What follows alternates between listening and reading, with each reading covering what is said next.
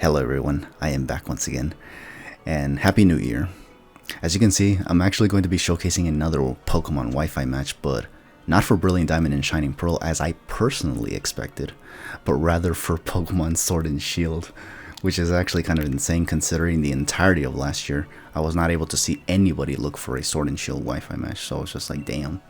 Throughout the year, I actually was noticing that people were looking for Brilliant Diamond and Shining Pearl matches. I personally got some myself, but only 3 of them because last year was a time when I wasn't really looking for Wi-Fi matches. But when I did, I definitely got 3 of them, a decent amount basically, and they were all for Brilliant Diamond and Shining Pearl. So yeah, for me to start the year off with a Sword and Shield Wi-Fi match it's just kind of insane, honestly. And we all know that Pokemon Sword and Shield is a game based on the UK, the United Kingdom, you know, England, London, all those places that sound British and whatnot, like all of that good stuff. So, and the reason why I think this is very, very telling is because I was actually going to follow this up with a couple of sessions for GoldenEye, the playthrough for GoldenEye. So I was just like, wow, is this year going to be England Day or something? Or the year of England or something? I don't know. But either way. So yeah, my opponent for this match is actually going to be somebody named Max1216. And yeah, the match is just, I guess, OU as well, honestly. There was no tier specified for this match, so yeah. These are the teams that we have. The team that I'm actually using is actually one that I actually didn't get to use enough because I have used it before, but not enough times because you know, I think the last match that I showcased for Sword and Shield, I even said that was the last one for a while, and that was basically what it was because nobody was looking for Sword and Shield Wi-Fi matches. If anyone was looking for Wi-Fi matches for Generation 8, it would be for Brilliant Diamond and Shining Pearl, which was kind of insane to me because I always figured that Sword and Shield was a better game than Brilliant Diamond and Shining Pearl. And even I, as somebody who prefers Brilliant Diamond and Shining Pearl over Sword and Shield, even I can agree that Sword and Shield is a much better game, honestly. It has more Pokemon that we haven't seen compared to, you know, Brilliant Diamond and Shining Pearl, which has only the 493 from Generation 4, so yeah. But anyways, so yeah. This team, so because of that, obviously the team is familiar, but I'm going to try to use it again. And this is the one that has Sharpedo in it, so I want to see if Sharpedo can actually put in work in this match, obviously. My opponent's team is actually kind of scary, especially because he has a lot of mons that I haven't faced in a while, so I kind of forgot what a lot of them can even do nowadays, especially because this is the Sword and Shield meta. And let it be known that Generation 8 was actually where I actually stopped trying to follow the meta, so there's a lot that I still don't know about this meta game in Generation 8, despite having, you know, been like probably 6 or 7 years that have passed now since the game came out. Okay, 7 is an exaggeration, probably like 5 years, I don't know. But yeah, so here we go. My opponent is going to lead off with a Rotom Wash, and I'm going to lead off with Zeraora, which is a mon that I haven't seen in a while actually, because, you know, Brilliant Diamond and Shining Pearl doesn't have freaking Zeraora, but it is what it is. So what I'm going to do here is just go for the knockoff, because I figured that he would not want to stay in with the Rotom unless he wants to stay in and go for Hydro Pump. But I'm fine with that, given that I can actually, you know, knock off either the Choice Scarf if it's a, you know, trick variant, or even Leftovers if it's a passive variant, you know. But what he does is just switch out, and he goes into the Alolan Marowak, which, I'll be honest with you, I was thinking, what? Because this thing, I'm fully aware, is a Ghost type, so knockoff is going to do a lot of damage. I got rid of its Thick Club.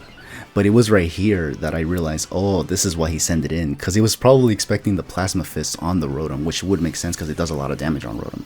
Rotom is not immune to it. It is electrical type, but it's also a water type, so it takes Plasma Fist neutrally, which means it would do a lot of damage. But he went into Marowak expecting that, but I personally forgot about Lightning Rod on this thing, so I was just like, okay, yeah, now I get it. So now I just go for the knockoff again. I was kind of hoping he'd switch out so that something else would get its item knocked off, but he just stayed in and let this thing go down. I was actually afraid it would live it though, because I know that Alolan Marowaks are kind of bulky on the physical side. So yeah, this was a derpy moment for me, obviously. Which isn't surprising, because for those who don't know, Generation 8 was actually, particularly Sword and Shield, was always a game where, I don't know why, but I not only have bad RNG in this game, but also I just tend to play badly too, so maybe it's because of my lack of familiarity with the meta and what people like to do in this game, but I always tend to play bad, and it usually costs me matches, actually. So yeah, I'll admit, it kind of got me tilted, honestly. But I was still going to try to beat this guy. So yeah, here he's going to send in a Shuckle now. And I was thinking, okay, I'll just knock this off as well to see what it has. It has a mental herb, which at the time I kind of didn't remember what this did, but then I realized that it snaps up Pokemon out of infatuation if, you know, they get attracted or something. But, you know, it turns out that it also disables moves like Taunt and all that stuff. So I was just like, damn. So that means that he would have gotten his hazards up regardless, which is actually kind of insane. But so yeah, because of that, obviously I can't do much with Zeraora on a Shuckle because Shuckles are bulky. So I decided to go into my Ferrothorn to get my own rocks up as well because he got his already. And I kind of want to even up the playing field. You know what I usually do. However, this is where I entered panic mode right here because, as you saw, he actually went for the sticky webs. And if you know how sticky webs roll, these things can screw my team over. And the worst part is that I actually don't have hazard removal on my team. So yeah, this is actually going to come down to whether or not I can outplay my opponent. And if my opponent can also just, you know, screw up on his own as well. Because yeah, no, with the sticky webs, with the mons that he has like Nidoking and Weavile, I'm pretty much in a tight situation without question. So here, yeah, I'm gonna try to go for, I think, the Leech Seed, I think, or I forgot what I went for actually. I think I went for, oh no, okay, never mind. I'm getting ahead of myself actually. Okay, so what happens is that I go for the Stealth Rocks actually first, because yeah, that was the plan basically. But here it was where I think I wanted to find out if this Nidoking was actually a choiced variant, because they usually are, but if not, they usually are the Life Orb variant. I just needed to know which variant of Nidoking was this. So I decided to go into Dragapult, expecting the Flamethrower since he sent it in on my Nidoking, my Ferrothorn. And yeah, took the Sticky Webs obviously. So that means I'm not going to be able to outspeed this thing, much less if it's Scarfed obviously. He does go for the Earth Power, so I was thinking, okay, so he went for Earth Power. That means that if he goes for it again, it might be choiced. That was my way of thinking anyway. So I was just looking at my team to see what I want to send in if I were to lose this Dragapult right now to another Earth Power, if he goes for the Earth Power again. If he switches up his move, then I'll just simply know that he is actually not Scarfed. But yeah, here I just stay in. He goes for the Earth Power again, so I was thinking, okay, it's looking like he is a Scarfed variant. So because of that, I figured, okay, I'll probably go into the Ferrothorn again. And from there, I think I tried to set up a Leech Seed on the off chance he wanted to switch out. But yeah. I was also looking at my team right here to, you know, see what other options I have if for some reason I lose the Ferrothorn. Because again, I wasn't too sure if this thing was going to be Choice Scarf, but I was convinced more and more. But, you know, I needed to just be absolutely sure that I had like a plan B or something. Or, you know, any form of backup plan. But yeah, here I'm going to take Sticky Webs, but it's irrelevant because Ferrothorn is naturally slower anyway. So here, I tried to go for the Leech Seed. I think I was going to go for the knockoff to knock off the Choice Scarf, but I figured that since Sticky Webs are up, I think Choice Scarf would be in my interest. But as you can see, it turns out that he's not even a, you know, Choice Scarf variant. It was probably a Life Orb variant. So yeah, because of that, he was able to switch up his move to Flamethrower and takes out my Ferrothorn, literally for no reason. So 2 mons I lost for no reason, basically. Well, not necessarily. I was trying to find out what set the Nidoking was, but it did cost me 2 mons, which is pretty bad, honestly. But it is what it is, obviously. You know how it is for me in Generation 8. Not really good at playing this game, but it is what it is, nonetheless. Thankfully for me, I do have a saving grace for this match, considering the Sticky Webs. And it's this Volcarona, because as you saw, it took no hazards damage because this is a heavy duty boots Volcarona, since Volcarona is one of the more vulnerable ones when it comes to hazards. So here the plan is to go for a Quiver Dance regardless of what this Nidoking goes for. I should be able to outspeed it because it's not a Scarf variant, and I should be able to take a whatever move this goes for after a Quiver Dance because, you know, +1 special defense, so I'd definitely be in a good position to even sweep if he actually, you know, starts switching around while I get the free setup and all that good stuff. And as you can see, he does switch out, which means I get a free Quiver Dance.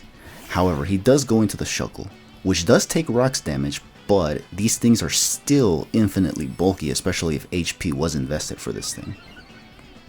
But nonetheless, I still had to go for the +1 on all these 3 stats because, you know, it's my only way to win because right now it's looking pretty grim right now. Here I'm going to go for the Bug Buzz. I was thinking of Fiery Dance to raise my special attack even more, but what I wanted was just to get rid of the Shuckle as soon as possible. Unfortunately, yeah, he does live it right here, as you can see.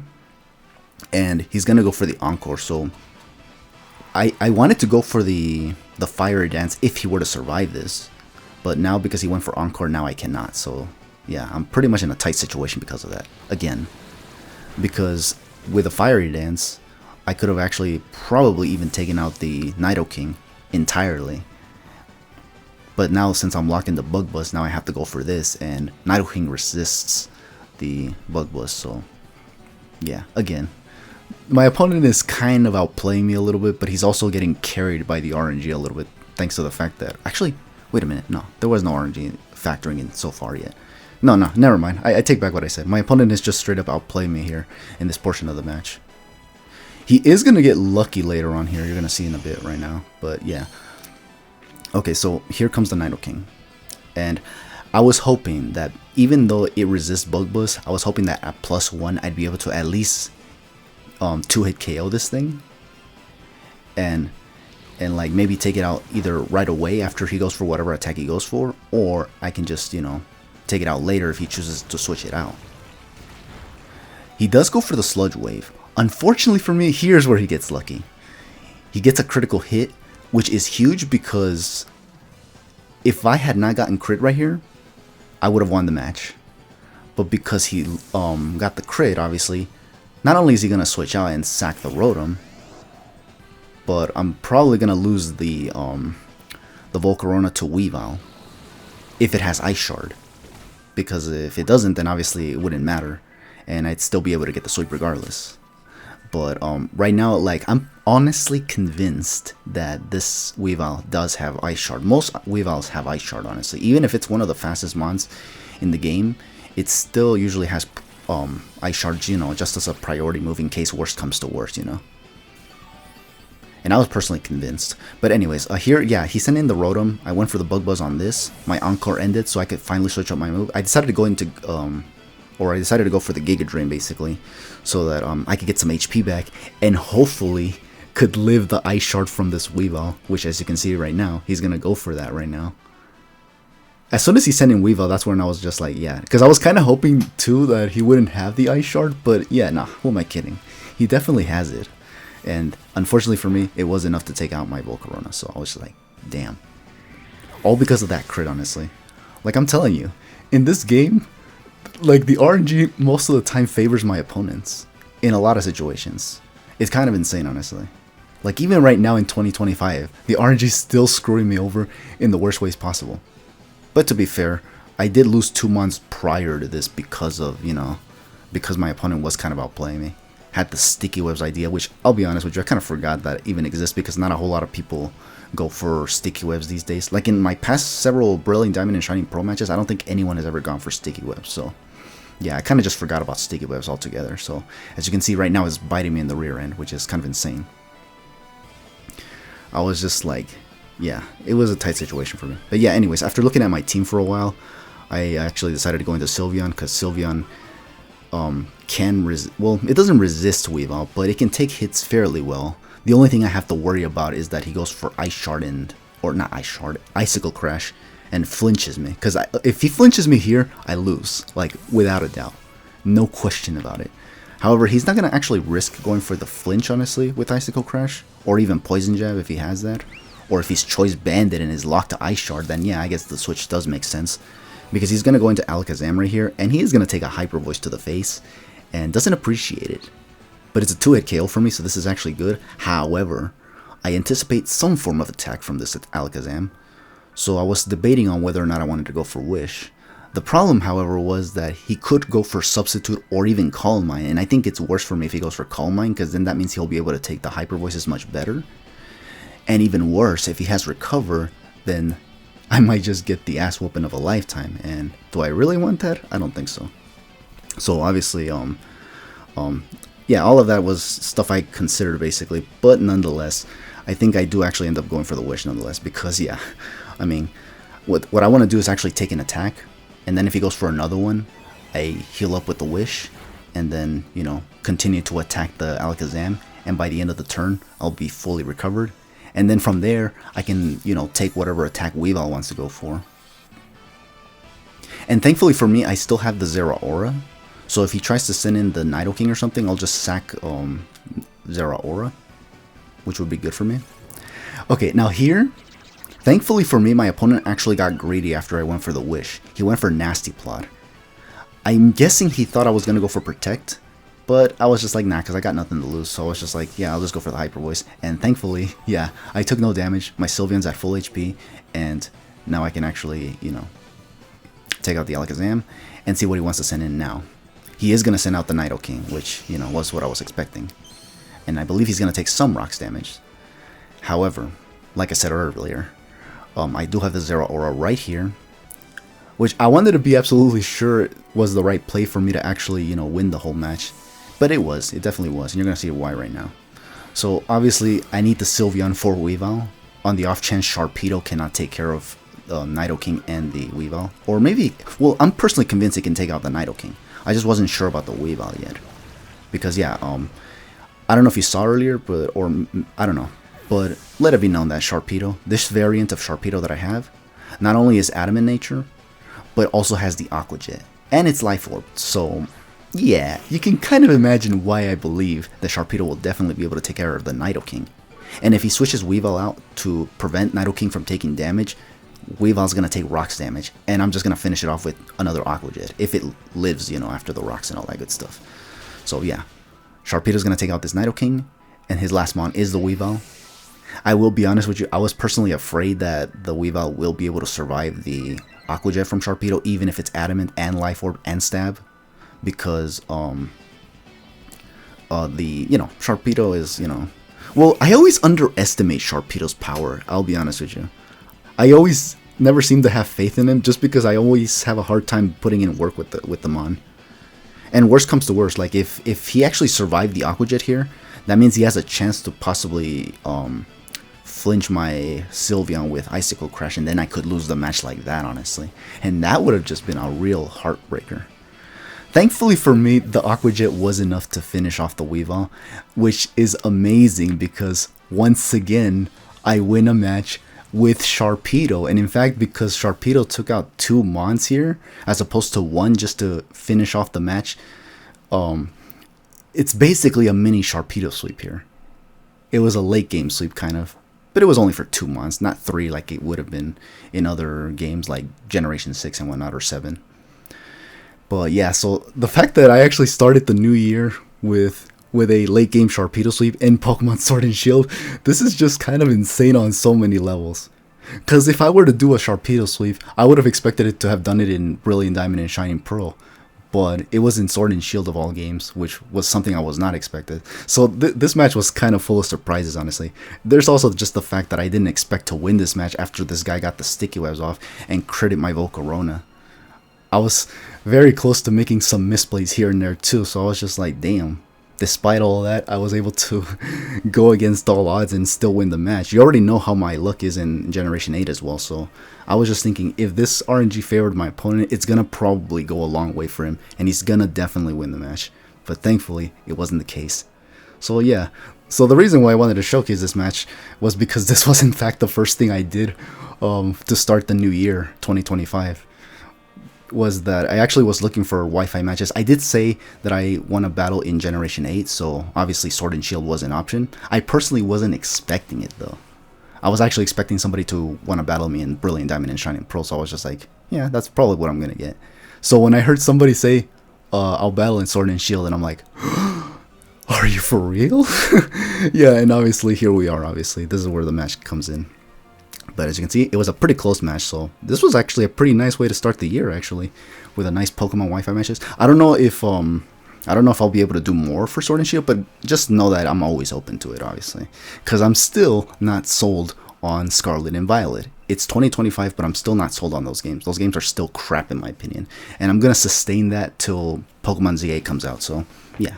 And even then, I'll still probably think it's crap, honestly. But it is what it is. Anyways, so for those that watched this Wi-Fi match for Pokemon Sword and Shield, thank you for watching. hope to catch you fellas for something else whenever I get to it. I'm probably going to showcase the more sessions for GoldenEye, because that was actually what I wanted to get into for a while now. But I wanted to actually follow up with a Wi-Fi match. I wanted to start the year personally with a Wi-Fi match. So yeah, and that's what I did. So next up is like probably stuff for GoldenEye or something. But anyways, for now, just take it easy and have yourselves a good one.